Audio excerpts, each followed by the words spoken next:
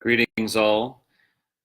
We have arrived at Vijñāna-bhairava-tantra, verse 50. How wonderful.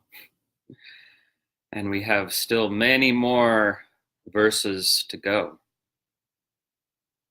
About 80, 90 more verses of practices. So it's a rich feast that is being spread before us. Verse 50 is an interesting verse because it's ambiguous in terms of the exact meaning that should be extracted from it. And we see different interpretations from different translators. So let's encounter the verse and explore some of the possibilities.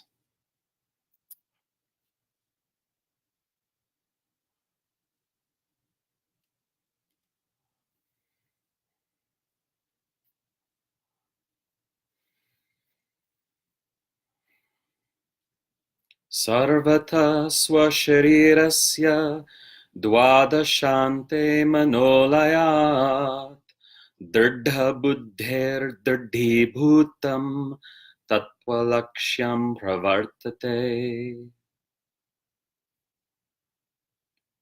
Or completely dissolve the mind in the dvādaśānta of one's subtle body. Through this practice, one of steady mind steadily attains that reality which is the goal. Okay, let's break it down word by word here. The key phrase in the first half of the verse is dvādaśānte mano-layāt, literally due to dissolving the mind into the dvādaśānta. So what is the dvādaśānta? Well, it's a point in the energy body, which also can correspond to a point in the physical body. But which point? Well, for example, if we look at Swami Lakshmanju's interpretation of this particular verse, he offers the notion that there are any number of dvādaśāntas in various places in the body, including the crown of the head, the third eye, the pit of the throat, the base of the heart, and the navel are the ones that he mentions. And he says, oh, you can just pick any one of these dvādaśāntas and focus there, dissolve the mind there. And this may indeed be correct. He may be representing an oral tradition of interpretation that goes way back. But it's clear enough that if we look at the commentary, the Sanskrit commentary by Śivopādhyāya, that Śivopādhyāya is not entirely sure how to interpret this verse. And therefore it's a bit ironic that several translators have followed Śivopādhyāya's commentary in their interpretation. So we can see that Lakshmanju followed the commentary.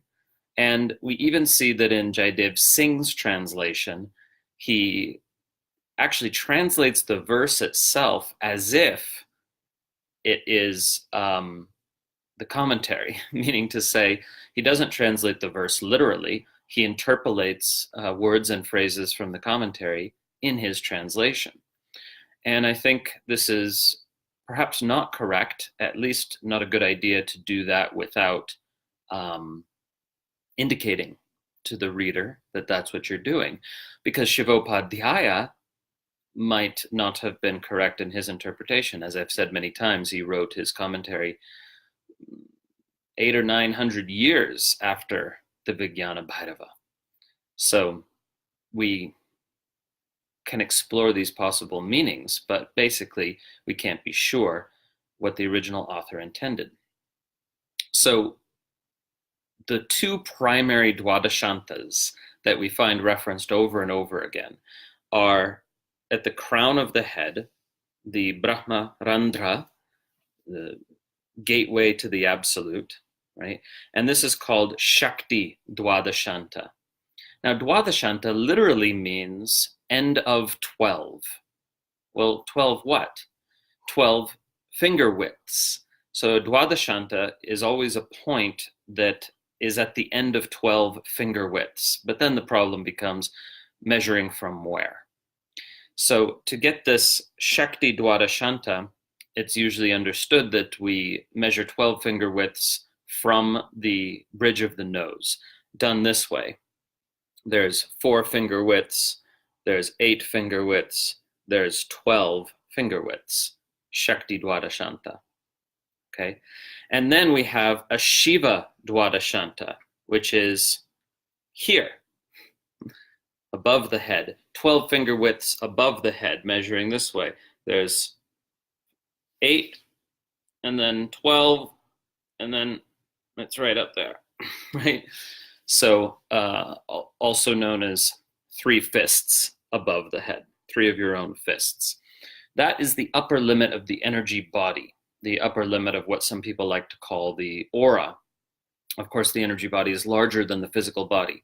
So its boundary is not a clear line, right? The energy body fades out. But the upper limit of the energy body is approximately here. And it can change. If your energy body contracts inwards, that upper limit could be lowered down. And if it is enlarged, as it were, then that upper limit could be higher up, right? So that's the Shiva dvādaśānta. And when the 36 tattvas are mapped onto the energy body, as they often are in tantric yoga, then that upper limit of the energy body is associated with the Shiva tattva, right? The highest tattva. Of course, there are goddess-centric systems, including the Trika, that actually have Shakti as the highest tattva. And we won't get into that right now, but either way, just the common designations in the pan-tantric tradition, right, are Shakti dvādaśānta and Shiva dvādaśānta. Okay, so which dvādaśānta are we to focus on? Well, it's unclear. But we have a clue from Kshemaraja, the great tantric master who wrote the Recognition Sutras. And in the Recognition Sutras, specifically chapter 18, he gives this practice, which we find in the Vijñāna-bhairava, the practice given in verses 24 through 27 of the Vijñāna-bhairava, this Visarga practice of breathing the prana up and down between the heart and the upper limit of the energy body. But interestingly, when he gives this particular practice, which he calls paying attention to the beginning and ending points of the prana flow, Adyanta Koti Nibbālana, when he gives this practice, he actually cites this verse, or specifically verses 49 and 50. So verse 49, which we did in the previous VBT video, was the verse on the lotus of the heart. So he cites this verse on the lotus of the heart and this verse on the dvādaśānta when he's teaching this practice of Adyanta Koti Nibbālana, which also known as the Visarga practice or the breath pause practice, right? Breathing up and down or breathing the center point of attention, the jiva point, up and down the central channel. So when he gives this practice, he cites these 2 verses, 49 and 50. So what are the implications of that? The implication is that he must be thinking of the dvādaśānta as either here or here. So he can't possibly be thinking of the dvādaśānta at the third eye or pit of the throat or heart or belly, as Lakshmanju says, because otherwise the practice wouldn't make sense. So in the end, what we're left with is an option of focusing attention here at the upper limit of the physical body, which is also a very, very important point in the energy body, or focusing attention here at the upper limit of the energy body. And I think for some people, the latter option of the Shiva dvādaśānta is a little bit inaccessible. It's hard to feel the upper limit of the energy body, isn't it? So I would suggest, therefore, that when beginning with this practice, that one should focus here at the Shakti dvādaśānta. And for that matter, it could even be possible or advisable when doing this Visarga practice from the very beginning of the practice section of this text, that you breathe between the heart and this point rather than all the way up here, unless that feels accessible to you. Okay, so let's look at the verse again. And this particular video is going to have to include quite a bit more philology, that is to say textual analysis, just because there are ambiguities to solve or at least discuss.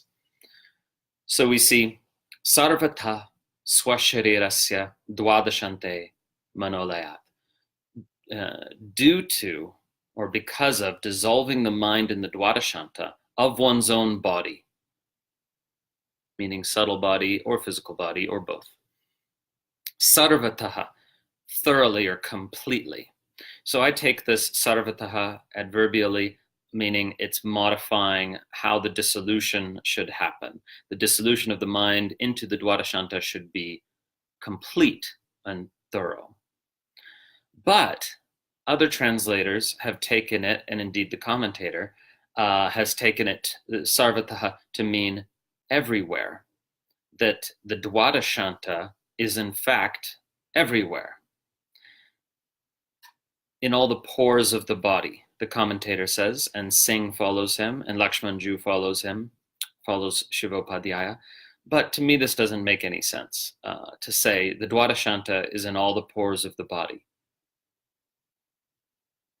Well, then how can there be a focal point? I mean, the commentator himself talks about ekagrata, one-pointedness is necessary for this dissolution of mind. And indeed, one could say, oh, well, earlier we had a verse on the skin as a kind of wall or screen within which there is nothing, and perhaps now we're invited to focus on the pores of the body.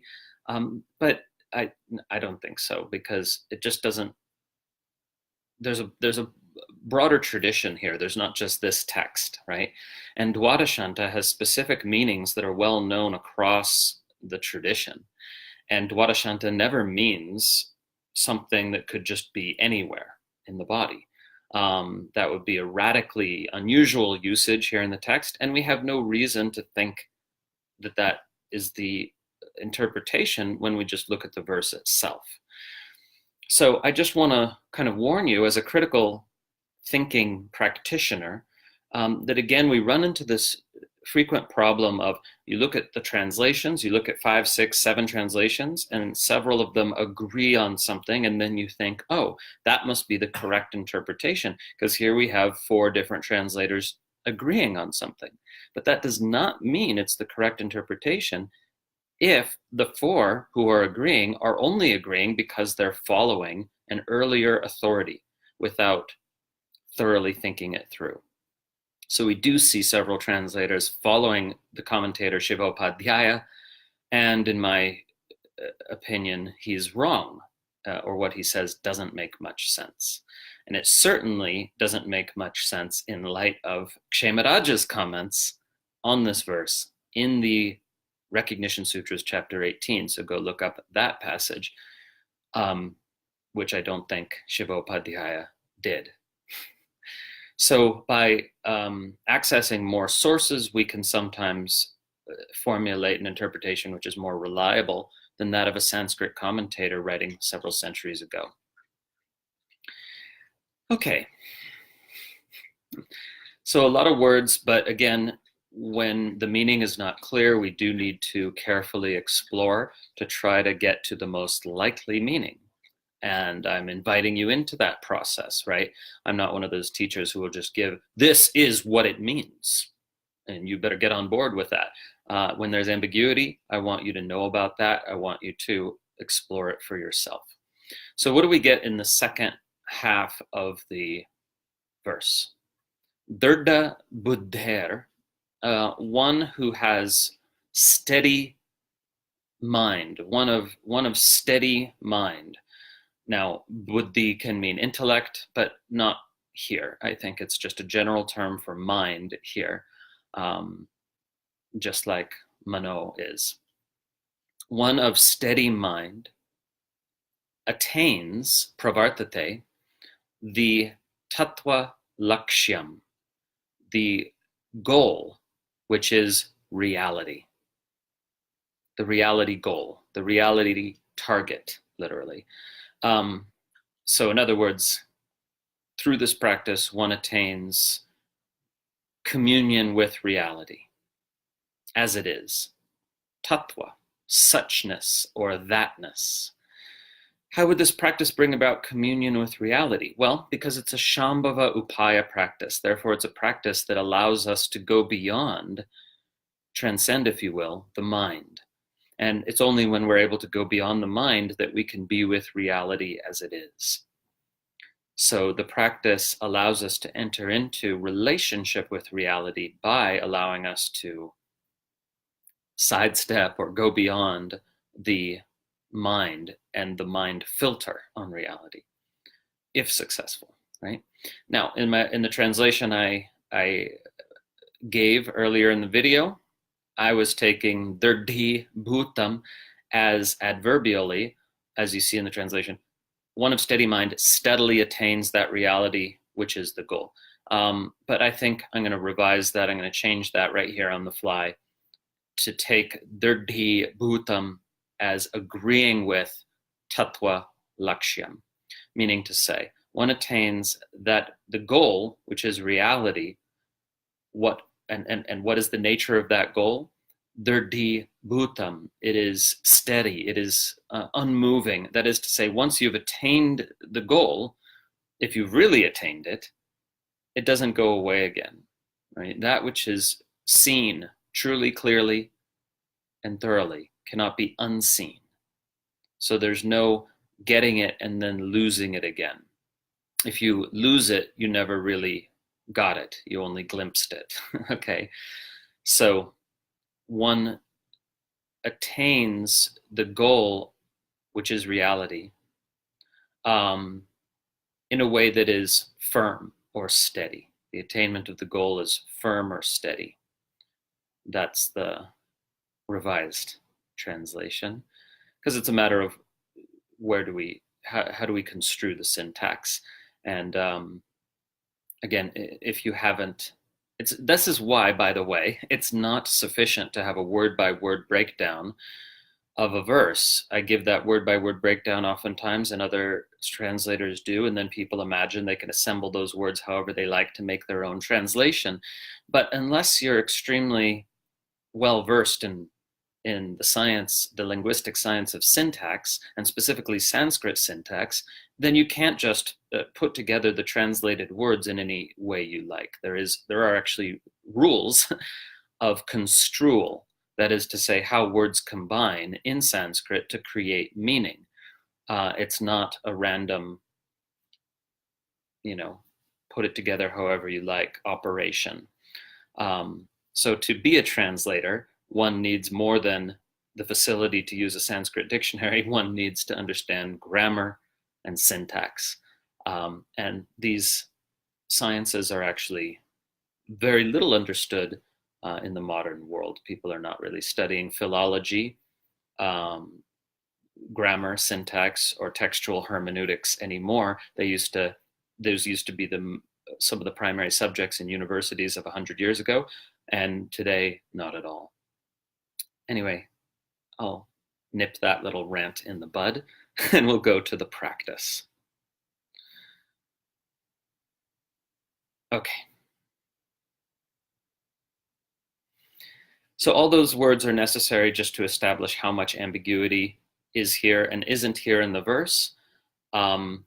So just briefly, before we do the practice, I'll mention that the commentator talks about the body being entered and pervaded by the deity who is consciousness.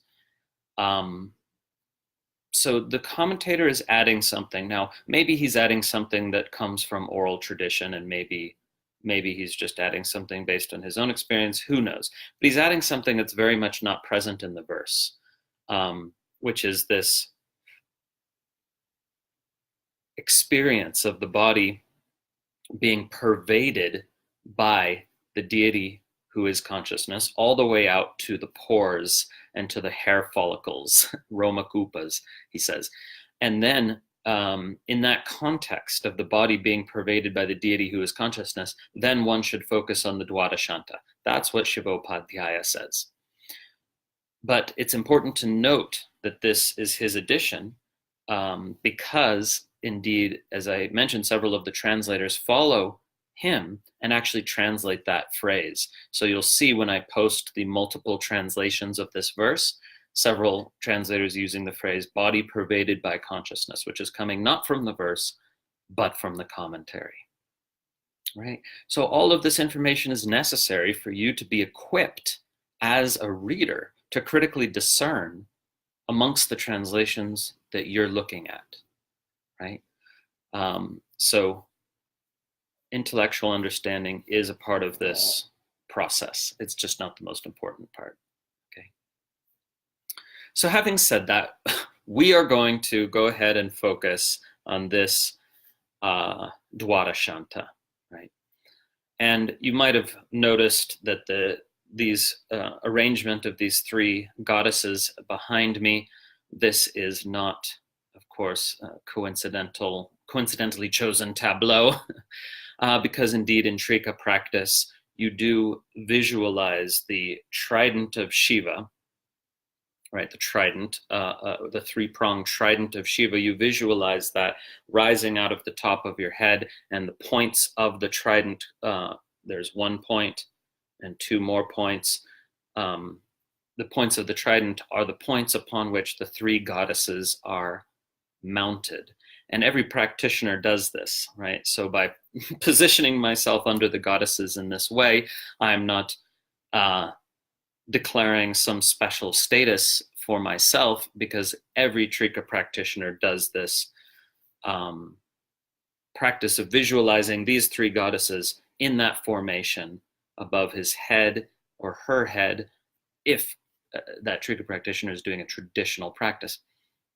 And so indeed, in this visualization, the Shiva is visualized just above the head, or at the crown of the head in Shavasana, and the goddess is seated on her consort.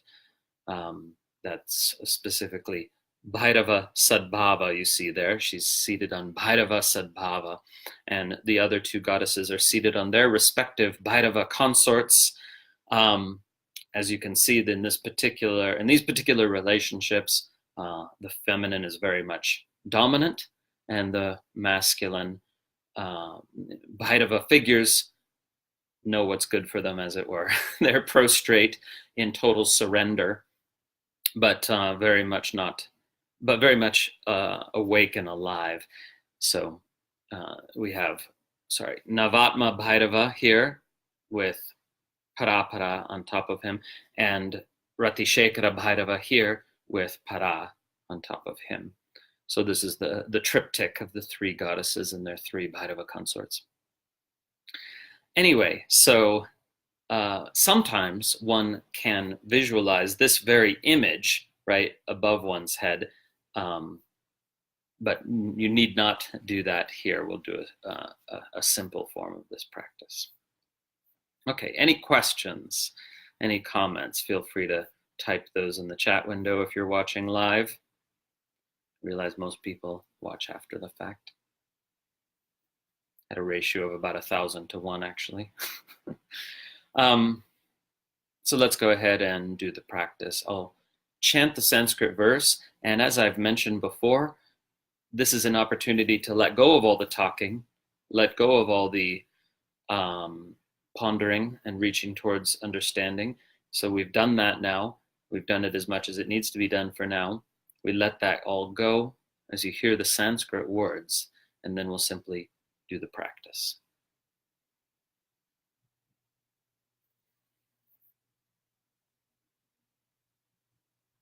sarvataḥ sva-śarīrasya dvādaśānte mano-layāt dṛḍha-buddher dṛḍhībhūtaṃ tattva-lakṣyam pravartate. Completely dissolve the mind in the dvādaśānta of one's own body. Through this practice, one of steady mind attains that reality which is the goal.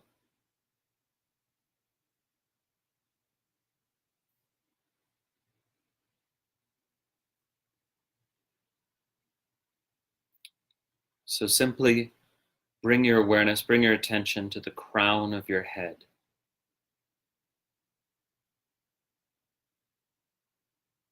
And sitting up tall and straight, feeling the central channel running from the pelvic floor to the crown of the head, and then focusing in on that point, the very, very, very upper limit of the physical body, where the physical body ends, but the energy body continues.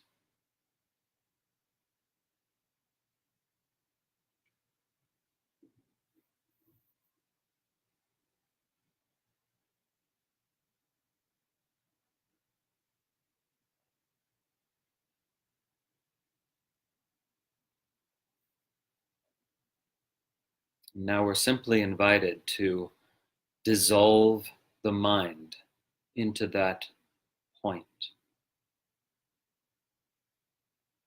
This takes patience. Just become completely absorbed as much as you can in that point.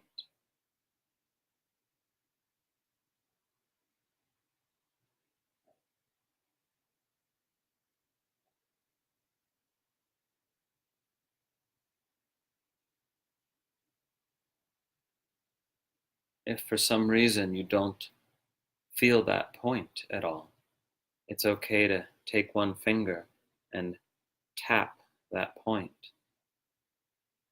And if you want, you can even whisper a mantra into your finger and then tap that point in the crown of the head, activating it with the mantra, whatever your main mantra is. And then you'll feel that point much more palpably.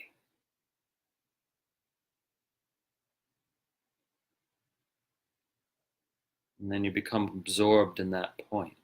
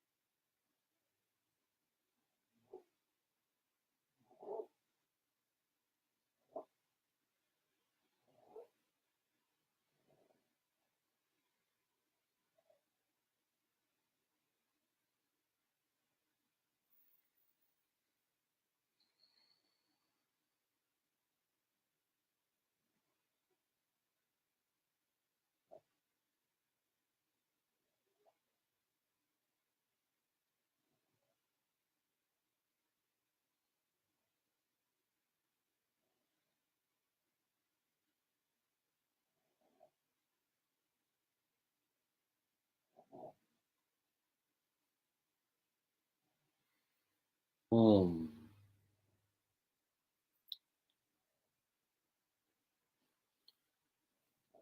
So this is, in fact, just part one of the practice. And the second part, given in the following verse, we'll cover in the next video. But the second part is simply to do this practice while engaging in all the activities of your day. To again and again bring your attention back to this dvādaśānta point, whether it's this one or that one, to bring your attention back again and again to the dvādaśānta point in all your everyday activities. That's what the next verse teaches. So do it both as a seated practice and as a second attention practice. Om.